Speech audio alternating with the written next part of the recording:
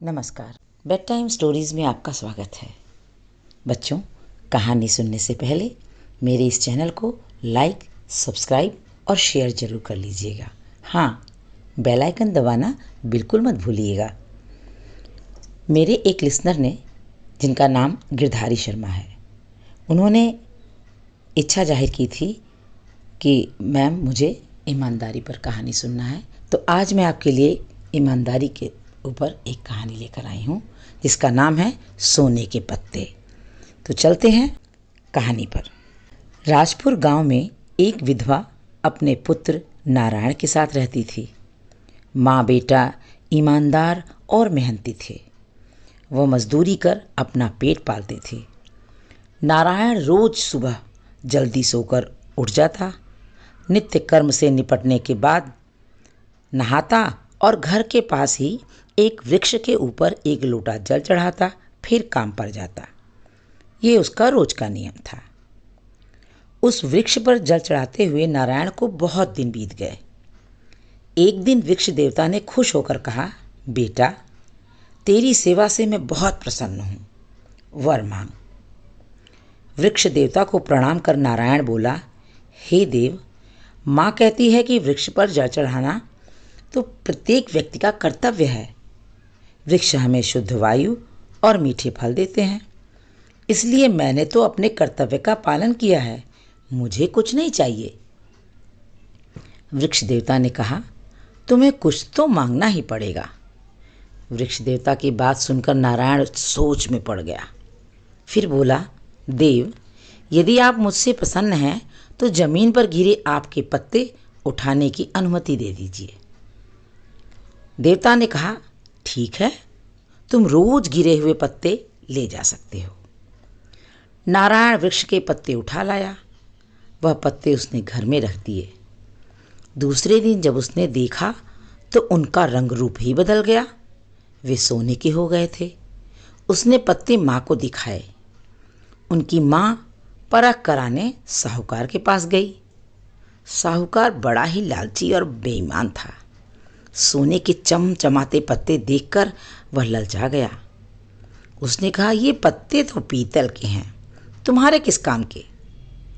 यदि तुम चाहो तो मैं इनके बदले में तुम्हें कुछ राशन दे सकता हूं। माँ साहूकार की बातों में आकर ठगी गई। उसने राशन लेकर पत्ते उसे दे दिए। नारायण रोज वृक्ष पर जल चढ़ाकर पत्ते लाता और वे सोने के हो जाते। माँ उन्हें साहूकार के पास ले जाती और उनके बदले में कुछ राशन ले आती। इस तरह उन्हें 2 वक्त भरपेट अन्न मिलने लगा। उनको इतने से ही संतोष था। साहूकार का लालच दिन प्रतिदिन बढ़ने लगा।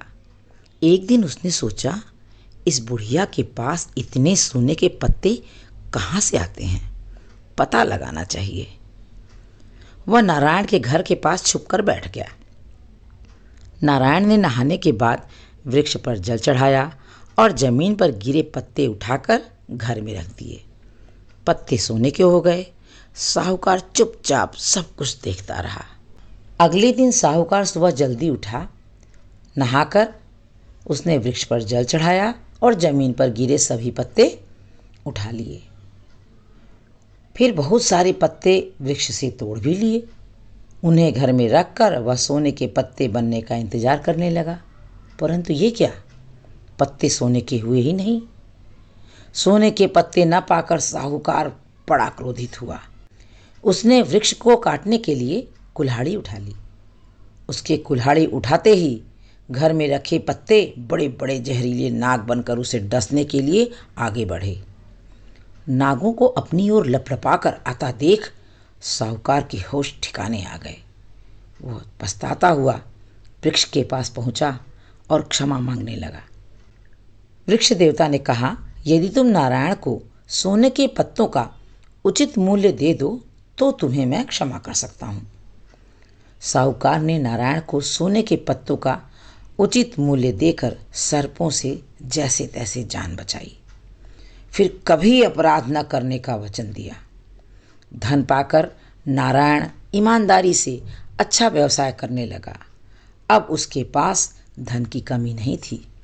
उसके घर से कोई भी गरीब खाली हाथ नहीं जाता था। उसने ज़मीन खरीदकर बहुत सारे पेड़ लगाए। उनकी देखभाल वह स्वयं करता था। गांव में सभी उसकी बुद्धिमानी, समृद्धि देखकर चकित थे। वृक्ष देवता की कृपा से उसके गांव में धन्य धान्य की कमी नहीं रही। पड़ोसी राज्य जामगढ़ में वर्षा न होने के कारण अकाल पड़ा। फसलें सूख गईं, प्रजा दुखी हो गई। जामगढ़ नरेश जामवंत ने जब नारायण की बुद्धिमत्ता और समृद्धि की खबर सुनी तो उन्होंने उसे सम्मानपूर्वक बुलाकर उससे अकाल से छुटकारा पाने का उपाय पूछा। नारायण ने कहा, महाराज, आपके राज्य में वृक्षों को बड़ी बेरहमी से काटा गया है, इसलिए वृक्ष देवता नाराज हो गए हैं। वे आपके राज्य में पानी वाले बादल आने ही नहीं देते। यदि आप वृक्ष देवता से माफ़ी मांगते हुए पुनः वृक्ष लगवाएं तो इस मुसीबत से आपको छुटकारा मिल सकता है। महाराज ने देवता की प्रार्थना की और फिर से वृक्ष लगवाए। इससे वृक्ष देवता प्रसन्न हो गए। आकाश में देखते ही देखते काले बादल घिर आए और वर्षा होने लगी। चारों ओर हरियाली छा गई। लोग खुशी से झूम उठे। महाराज ने अपनी पुत्री का विवाह नारायण से कर दिया और राजकाज भी उसे सौंप दिया। नारायण ने अपने राज्य में ढिंढोरा पिटवा दिया, कोई भी व्यक्ति वृक्ष न काटे। जो व्यक्ति वृक्ष काटेगा उसे कठोर दंड दिया जाएगा। सभी लोग अधिक से अधिक वृक्ष लगाएं। लोगों ने राजा के आदेशानुसार काम किया और वे लोग खूब समृद्ध हो गए। तो बच्चों, इस कहानी से क्या सीख मिली? 2 सीख मिली। पहली सीख, कितनी भी परेशानी आए हमें ईमानदारी नहीं छोड़नी चाहिए, ईमानदारी से ही काम करना चाहिए। दूसरी सीख, पेड़ पौधों को नहीं काटना चाहिए। कैसी लगी कहानी बच्चों? ये मुझे कमेंट बॉक्स में लिखकर ज़रूर बताइएगा।